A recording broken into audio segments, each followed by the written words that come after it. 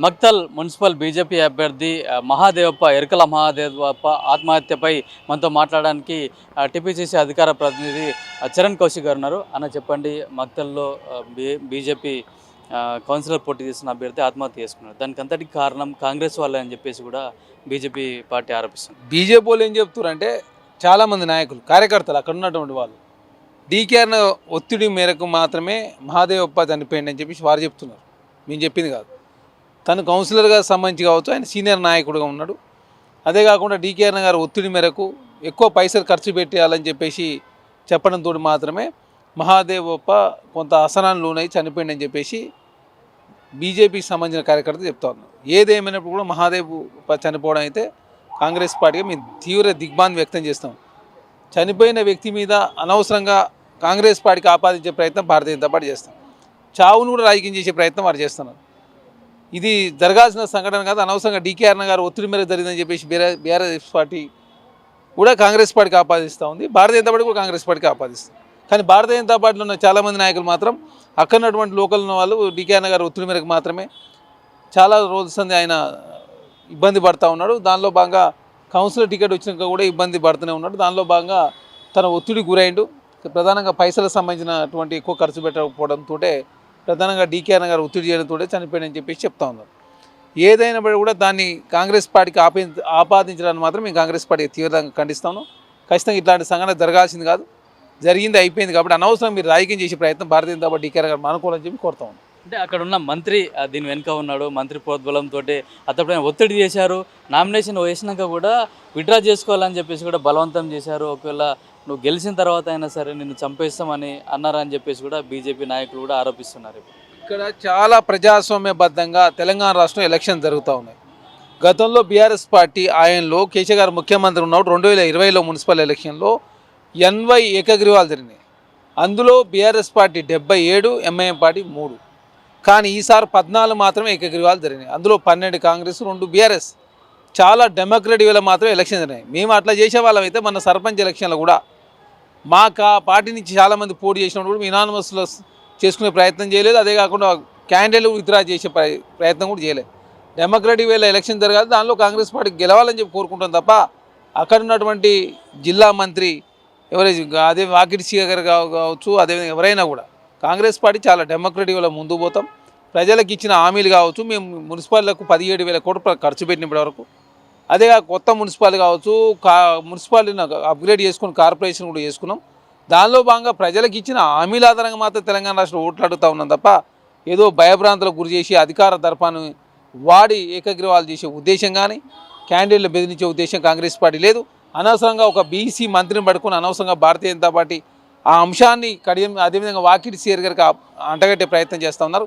ఖచ్చితంగా ఇది అవాస్తవం. ఖచ్చితంగా కాంగ్రెస్ పార్టీ చాలా డెమోక్రటిక్ వేలో ఎలక్షన్ జరగాలి, ఎలక్షన్లో కాంగ్రెస్ పార్టీ గెలవాలని చెప్పి కోరుకుంటాం తప్ప ఇట్లేదు బెదిరించి అధికార దర్పాన్ని ఉపయోగించి ఏకగ్రీవాలు కానీ తర్వాత క్యాండిడేట్లను డమ్మీ చేసే ప్రయత్నం కానీ కాంగ్రెస్ ప్రభుత్వం చేయలేదు, ఇప్పుడు చేయలేదు, ఎప్పుడు కూడా చేయదు. అంటే ఎలక్షన్ల ముందు కూడా కాంగ్రెస్ పార్టీలోకి అతను చేరాడు, మళ్ళీ అక్కడ మీ పద్ధతులు నచ్చక మళ్ళీ బీజేపీలోకి వచ్చాడని చెప్పేసి కూడా బీజేపీ వాళ్ళు ఆరోపిస్తున్నారు. ఇక వారు ఎక్కడున్నా ఇప్పుడు పార్టీలు అనేది మారుతూ ఉంటారు. ఎవరికి ఏ పార్టీలు ఉండాలని చెప్పేసి వాళ్ళకు కంఫర్ట్ని చూసుకొనే పోతారు. తను మా పార్టీలోకి వచ్చి వాళ్ళ పార్టీలో పోయిన తర్వాత కూడా చాలామంది ఇప్పుడు చూస్తున్నారు. మైపాల్ రెడ్డి గారు ఉన్నారు, కాంగ్రెస్కి వచ్చి బీఆర్ఎస్ పార్టీ పోయింది. మేము అన్నామా? మాకు సంబంధం లేదు కదా. వస్తారు పోతారు, ఉండేవాళ్ళు ఉంటారు, పోయేవాళ్ళు పోతారు. దాన్ని ఆ మరణమే జరగవద్దని మేము కోరుకుంటున్నాడు. ఆ మరణాన్ని కాంగ్రెస్ పార్టీకి వాకిటి సీఆర్ గారికి అంటగట్టడం మంచి పద్ధతి కాదు. దయచేసి రాజకీయాల కోసం మరీ దిగజారొద్దని చెప్పి కోరుతా ఉన్నాం. అంటే పోలీసులకు చెప్పినా కూడా పట్టించుకోలేదు. కాంగ్రెస్ కనుసన్నల్లో అక్కడ ఉన్న పోలీసు వాళ్ళు కూడా పనిచేస్తున్నారని చెప్పేసి కూడా ఆరోపణలు వినిపిస్తుంది. తప్పు. ఎందుకంటే చాలా ప్రజాస్వామ్యబద్ధంగా కాంగ్రెస్ పార్టీ ఉంటుంది. అక్కడ ఉన్నది ఎవరు ఎంపీ? డీకేఆర్ గారు. భారతీయ జనతా పార్టీకి సంబంధించిన వాళ్ళే ఊకుంటారా వాళ్ళు? మీరు చెప్పండి. చీమ చిట్టుకొండే కాంగ్రెస్ పార్టీ మీద లేనిపోని నిందలు ఇస్తుంది భారతీయ జనతా పార్టీ. లేదు బీఆర్ఎస్ పార్టీ ఒట్టినే బట్టగాల్చి మీదేసే ప్రయత్నం కూడా జరుగుతూ ఉంది. నిన్నకు నిన్న అదేవిధంగా ఏదైతే ఫోరెన్సిక్స్ డిపార్ట్మెంట్ సంబంధించి ఫైర్ అయితే కూడా ఆ ఫైర్లో రేవంత్ రెడ్డి గారు ఓటు కేసులకు సంబంధించి దాగుతామని చెప్పేసి ఏకంగా సిగా గోయల్ గారు ఖండించిన పరిస్థితి. అయ్యా అట్లాంటి జరగలేదు. ఇప్పటికే హైకోర్టు, సుప్రీంకోర్టు చాలాసార్లు సాక్ష్యాలు సమర్పించడం, అక్కడ రికార్డులునే. అదే అక్కడ ఇక్కడ కూడా ఏం జరగలేదని చెప్పేసి ఐఏఎస్ చెప్పేవరకు కూడా చెప్పిన తర్వాత కూడా బీఆర్ఎస్ పార్టీ దాన్ని రాజకీయం చేసింది కదా. కాబట్టి భారతీయ జనతా పార్టీ ఏంటంటే వాళ్ళు తెచ్చింది తక్కువ, చెప్పుకోవడానికి ఏం లేదు. 12 సంవత్సరాల కాలంలో వాళ్ళు చేసింది శూన్యం. మీరు 12 సంవత్సరాల్లో చేయలేదు, ఇప్పుడు ఎట్లా చేస్తారో చెప్పండి అంటే వాళ్ళు ఏం చెప్పాలో అర్థం. మా నరేంద్ర మోడీని చూసి ఉండి, నరేంద్ర మోడీని చూసి చాలాసార్లు ఓట్లు వేసారు కదా, 3 సార్లు వేసారు దేశ ప్రజలు. అదే కాకుండా నరేంద్ర మోడీ గారిని చూసే మహబూబ్నగర్ ఎంపీకి డీకే అన్న గారు గెలిపిస్తే ఏం చేసింది డీకే అన్న గారు? బండి సంజయ్ గారు ఏం చేసిరు, రఘునందరావు గారు ఏం చేసిరు, అరవింద్ గారు ఏం చేసిరు, కిషన్ రెడ్డి గారు ఏం చేసిరు, విశ్వేశ్వరరెడ్డి గారు ఏం చేసిరు, ఈటల రాజేంద్ర గారు ఏం చేసిరు, అదే కాకుండా గూడెం నగేష్ గారు ఏం చేసిరు. 8 మంది ఎంపీలు, 8 మంది ఎమ్మెల్యేలు, 3 ఎమ్మెల్సీలు, 2 రాజ్యసభ, 2 కేంద్ర మంత్రులు ఉండి తెలంగాణకు చేసింది మీరు గుండు శూన్యం. మా పైసలు మీ కాడికి పోతే రూపాయి పోతే 42 పైసలు ఇచ్చేది 35 పైసలే. మా పైసలు ఏదో మీరేదో ఎక్కడనో పక్క రాష్ట్రాలను తీసుకొచ్చినట్టు చేసే ప్రయత్నం చేస్తే ఎట్లా? కాబట్టి భారతీయ జనతా పార్టీ చేసింది తక్కువ కాబట్టి ఎట్లయినా ఓడిపోతుంది కాబట్టి అనవసరం మాకు అంటగట్టే ప్రయత్నం వారు చేస్తాను. బీఆర్ఎస్ పార్టీ 9 సంవత్సరాలు చూసారు, భారతీయ జనతా పార్టీ 12 సంవత్సరాలు చూసారు. ఖచ్చితంగా తెలంగాణ రాష్ట్రంలో అత్యధిక మున్సిపల్ కౌన్సిలర్లు, కార్పొరేటర్లు కాంగ్రెస్ పార్టీ గెలవబోతాం. అంటే ఇప్పుడు కిషన్ రెడ్డి గారు కూడా ప్రెస్ మీట్లో మాట్లాడుతూ రేవంత్ రెడ్డి కూడా పేరు మార్చుకోవాలి, రేవంత్ ఖాన్ అని రేవంత్ దీని పేరు మార్చుకోవాలని చెప్పేసి కూడా వ్యాఖ్యలు చేయడం జరిగింది. ఇక అదే చెప్తా ఉన్నా, అసౌద్దీన్ పేరు తీయని రోజు ఉండదు భారతీయ జనతా పార్టీ. కేంద్రంలో మీరే 12 సంవత్సరాల నుంచి ఉన్నారు. ఎంఐఎం పార్టీ రద్దు చేయండి, ఎవరు వద్దన్నారు? మతతత్వ పార్టీ అని చెప్పి మీరే అంటారు కదా. మరి అసౌద్దీన్ ఓవైసీ మీదకి ఇప్పటివరకు ఈడీ పోదు, ఇన్కమ్ ట్యాక్స్ పోదు, సిబిఐ పోదు.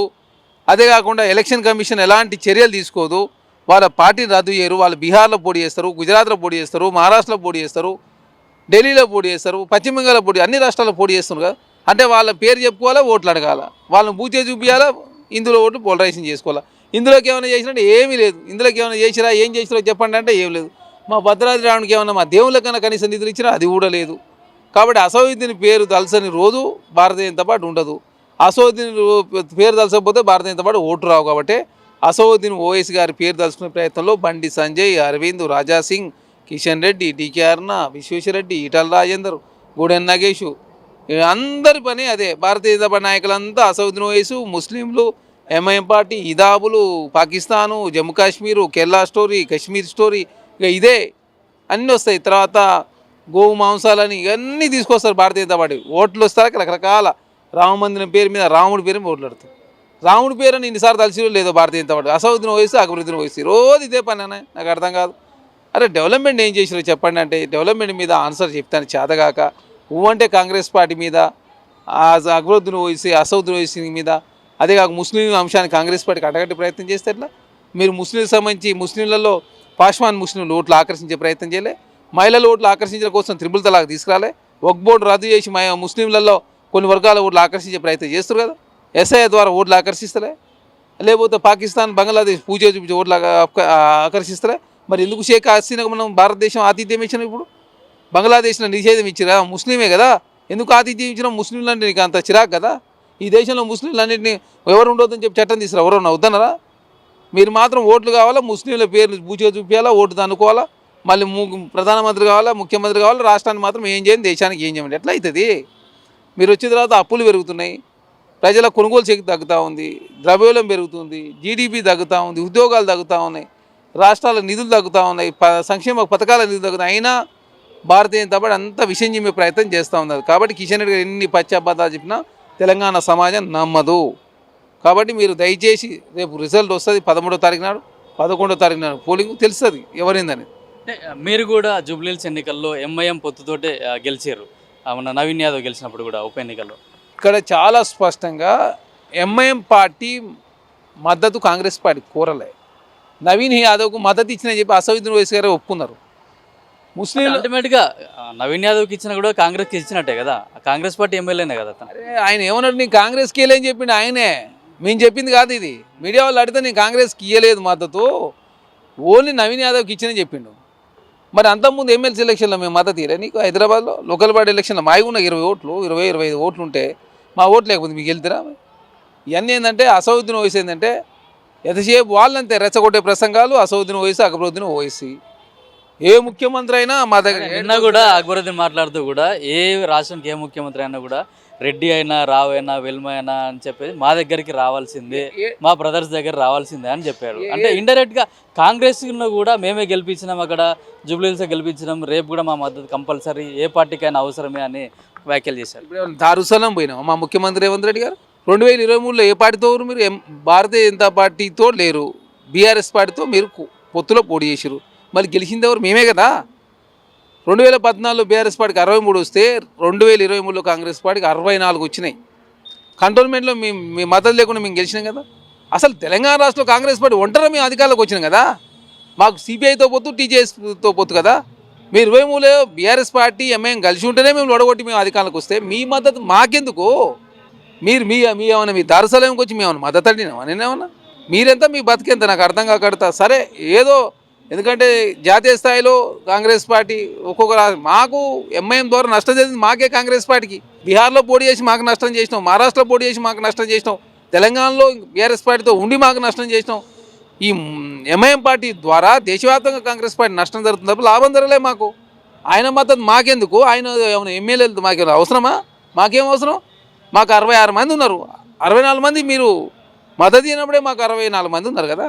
ఏమన్నా అర్థం ఉందా మీరు మాట్లాడే దాంట్లో? కాబట్టి అధికారం ఎటుంటే మీరు అటుంటారని చెప్పుకోండి, మాకు అభ్యంతరం లేదు. అనవసరంగా ఏ ముఖ్యమంత్రి అయినా మా దగ్గర రావాలి, మా మద్దతు కావాలని చెప్పి మాట్లాడితే మేమైతే అంగీకరించాం. కేసీఆర్ గారు అంగీకరిస్తే మాకు సంబంధం లేదు. వాళ్ళు మీరు కలిసి ఉన్నారు, కలిసి మేయర్ ఫామ్ చేసుకున్నారు, కలిసి గవర్నమెంట్లు ఉన్నారు. మీరంతా మాకు తెలంగాణ రాష్ట్రంలో కాంగ్రెస్ పార్టీ సిపిఐతో పొత్తు, టీజేఎస్తో పొత్తులో భాగంగా మేము 64 సీట్లు మేము గెలిచినాం, సిపిఐ ఒకటి గెలిచింది. ఎవరి మద్దతు లేకుండా ఒంటి చేత్తో రేవంత్ రెడ్డి గారి నాయకత్వంలో తెలంగాణ రాష్ట్రంలో కాంగ్రెస్ ప్రభుత్వం పార్టీ అధికారంలోకి వచ్చింది. రేవంత్ రెడ్డి గారు ముఖ్యమంత్రి అయ్యారు కదా. అంటే మీకు ఎంఐఎం మద్దతు అవసరం లేదంటారు? అవసరం లేదు. ఎంఐఎం పార్టీ మద్దతు మాకేం అవసరం? ఎంఐఎం పార్టీ తోటి మేము పొత్తు పెట్టుకొని తెలంగాణ రాష్ట్రంలో అధికారం రాలేదు, మేము సొంతగానే వచ్చినాం, స్వతహాగానే ముందుకు పోతాం.